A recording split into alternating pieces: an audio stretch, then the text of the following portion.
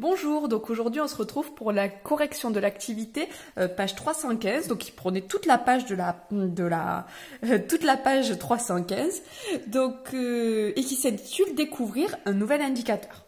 Donc première question, vous demandez de recopier le tableau. Donc là juste attention, il y avait 9 cases, je ne sais pas pourquoi, alors qu'il en fallait 10 pour mettre les températures. Et donc première question, calculer la moyenne des écarts, que constate-t-on? Expliquer. Donc pour ça, il fallait commencer par calculer les écarts entre chaque valeur et la moyenne. La moyenne a été égale à 10, donc 8 moins 10 ça fait moins 2, 9 moins 10 moins 1, 11 moins 10 1, 13 moins 10 3, 7 moins 10 moins 3, 9 moins 10 moins 1, 13 moins 10 3, 12 moins 10 2, 10 moins 10 0 et 8 moins 10 moins 2. Donc on vous demandait de calculer maintenant la moyenne de ces écarts. Donc pour calculer la moyenne, c'est facile. Il suffisait donc de les ajouter et de diviser par l'effectif total, le nombre de valeurs qu'il y avait. Il y en avait 10 et on obtenait pour moyenne 0. Donc très bien, maintenant il faut faire, voilà, petit 2. Donc petit 3, peut-on retenir cette idée pour l'éloignement des valeurs d'une série à la moyenne? Justement, ici, on ne peut pas retenir cette idée puisqu'on trouve que la moyenne des écarts, c'est 0. C'est-à-dire qu'en moyenne, l'écart entre une valeur et la moyenne, c'est 0. Ici, c'est le cas puisque, par exemple, entre 12 et 8, ça s'annule, entre 9 et 11, ça s'annule, entre 13 et 7, ça s'annule.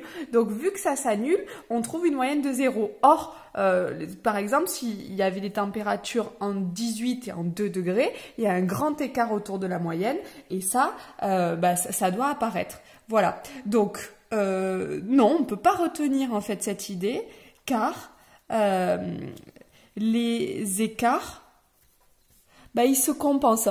C'est-à-dire que quand j'ai un grand écart positif, mais que j'ai aussi un grand écart négatif, on revient à 0 et c'est certainement pas le but ici. Donc très bien, on part maintenant sur une deuxième idée. Cette fois-ci, donc on vous demandait de calculer la valeur absolue des écarts.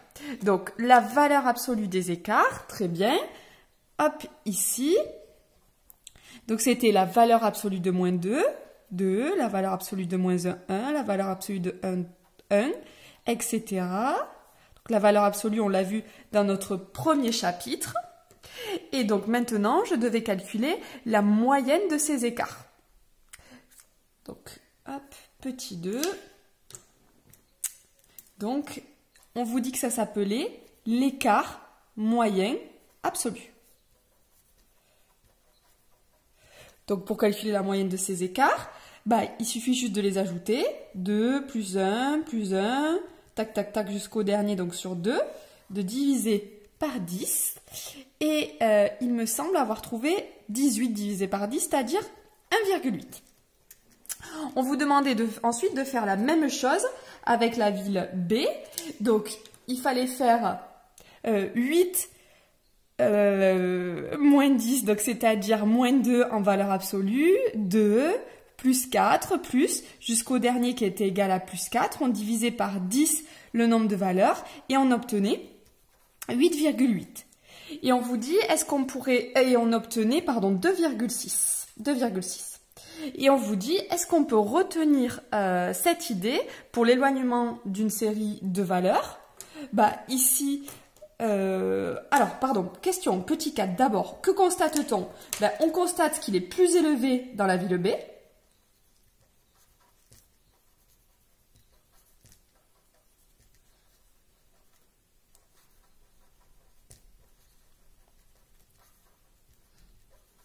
Et donc, correction petit 5, est-ce que justement ces résultats permettent de retenir en fait l'éloignement des températures à la moyenne? Est-ce qu'ils permettent de comparer ces deux villes?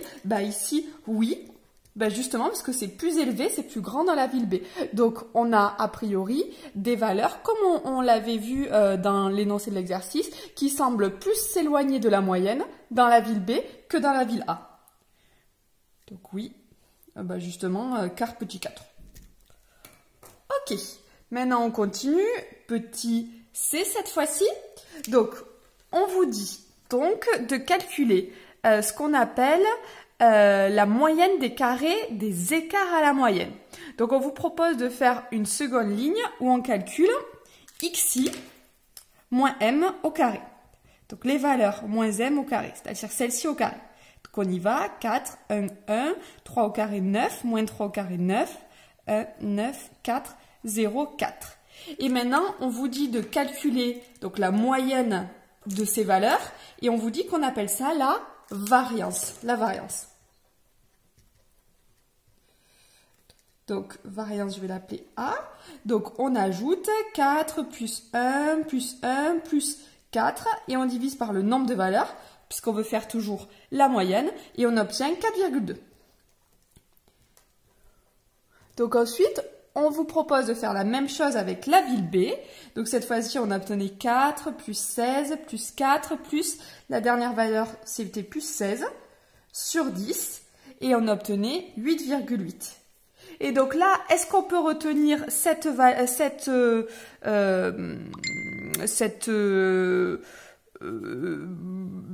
paramètre ici, cette variance, pour mesurer l'écart entre ces deux villes? Ben là aussi, oui, tout à fait, car on voit bien